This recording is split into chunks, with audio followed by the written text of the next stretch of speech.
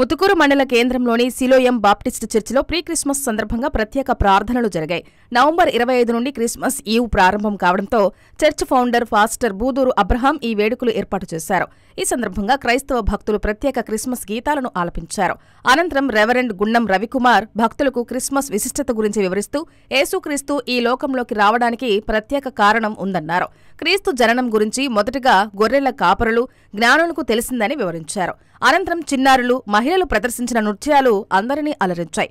అనంతరం భక్తులకు church committee chairman, general secretary గుండం ప్రసున్న, బూదూరు బాలు విన్నెంట్ ఆహారం అందజేశారు. ఫెస్టివల్స్ అనేవి జరుపుకోవాలి. చాలా సందర్భాల్లో దేవుడు నేర్పించండి, ఏమంటారు పడుకున్నప్పుడు నేర్పించండి. క్రైస్తవులకు మాత్రమే యేసుక్రీస్తు రక్షకుడు అని గుర్తుండేది. ఈ తరం ఆధునిక జన్మని గుర్తు చేసుకుంటూ మనము సెలబ్రేట్ చేసుకోవట్లేదు, సంతోషంగా వేడుకలు జరుపుకోవడం. అందుకని ఏం చేయమని చెప్పినారంటే ప్రజలకు, లోకానికి అవగాహన కలిపి హడావిడి లేదు కదా. ఈ రోజు ఎందుకంత హడావిడి జరుగుతుంది?